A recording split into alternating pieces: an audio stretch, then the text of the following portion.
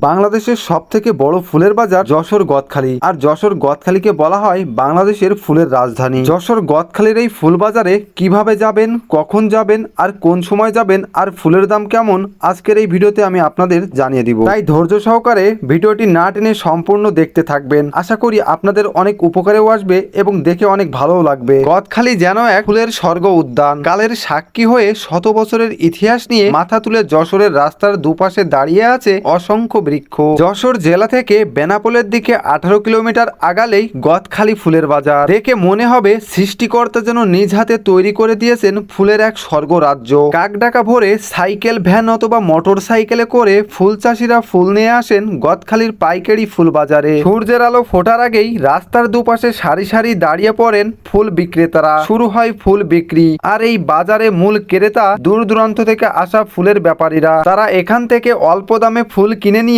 পরে তা সরবরাহ করেন ঢাকা, চট্টগ্রাম সহ দেশের বিভিন্ন জেলায়। রপ্তানি হয় বিদেশেও। গোলাপ, গাঁদা, গ্ল্যাডিওলাস, রজনীগন্ধা, জারবেরা, চন্দ্রমল্লিকা সহ বিক্রি হয় বাহারি রকম সব ফুল। ফুল চাষিরা যে বাহনে করে ফুল আনেন সেটাতে বসেই চলে বেচাকেনা। সকাল 9টা থেকে 10টার মধ্যে বাজারে সব ফুল বিক্রি হয়ে শেষ হয়ে যায়। কোনো দিবস বা বিশেষ দিন এলেই দিনে প্রায় কোটি টাকারও বেশি ব্যবসা করেন গদখালির ফুল চাষি ও বিক্রেতারা। যশোর শহর থেকে অন্যান্য জেলার যে বাস চলাচল করে সেই বাসগুলোর উপরেই পরিবহন করা হয়ে থাকে অনেক সময় এই গদখালির ফুলগুলো। বস্তাভর্তি ফুল মাথায় তুলে বাসের ছাদে তুলে থাকেন কিছু স্থানীয় মানুষ। মাথায় বস্তাভর্তি ফুলের ওজন নিয়ে মই বেয়ে বাসের ছাদে ওঠা এই কাজটা আমার কাছে অনেক ঝুঁকিপূর্ণ মনে হয়েছে। তবুও এই কাজটা কিন্তু তারা অতি আত্মবিশ্বাসের সাথে করে থাকে। ঝিকরগাছা ও সারসা থানার 90টি গ্রামের প্রায় 4000 বিঘা জমিতে চাষ করা হয় বাজারে আসা ফুলগুলো। দেশের ফুলের মোট চাহিদার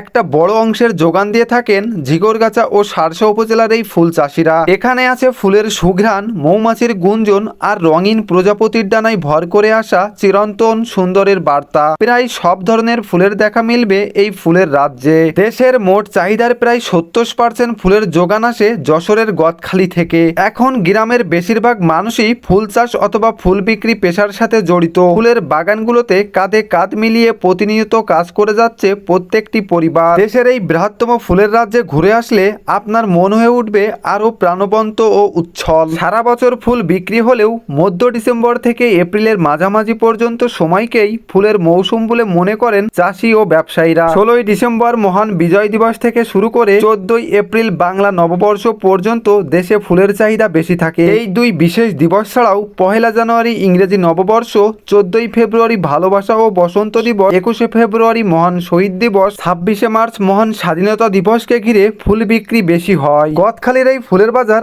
আপনি সরাসরি সচক্ষে দেখতে চাইলে সকাল 6টা থেকে 8টার মধ্যে এই বাজারে উপস্থিত হয়ে যাবেন। তাহলেই আপনি এই বাজারের মূল সৌন্দর্যটা উপভোগ করতে পারবেন। এখানে প্রতি পিস গোলাপ কিন্তু 2 থেকে 3 টাকা দামে বিক্রি হয়ে থাকে। রজনীগন্ধা স্টিক প্রতি 2 থেকে 3 টাকা দামে আপনারা পেয়ে যাবেন। আর সব থেকে বেশি দামে যে ফুলটা বিক্রি হয়ে থাকে সেটা হচ্ছে গ্ল্যাডিওলাস ফুল। এখানে স্থানীয় মানুষেরা একে গ্যালিলিও ফুল বলে। তবে এই ফুলটা স্টিক প্রতি দাম নিয়ে থাকে 8 থেকে 10 টাকা। আর ফুলগুলোর যে দাম আমি বললাম এগুলো কিন্তু ফুলের পাইকারি দাম। আপনারা খুচরা কিনতে গেলে এর থেকে বেশি দাম দিয়ে আপনাদের কিনতে হবে। যাই হোক, বাংলাদেশের সব থেকে বড় ফুলের বাজার যশোর গদখালি ফুলের বাজার নিয়ে আজকের এই ভিডিওটি এই পর্যন্তই। ভিডিওটি আপনাদের কেমন লেগেছে তা অবশ্যই কমেন্ট করে জানাবেন। আর ভিডিওটি বেশি বেশি শেয়ার করে সবাইকে দেখার সুযোগ করে দিবেন। ততক্ষণে সবাই অনেক অনেক ভালো থাকবেন, সুস্থ থাকবেন। দেখা হবে পরবর্তী কোনো ভিডিওতে। Tata, bye bye.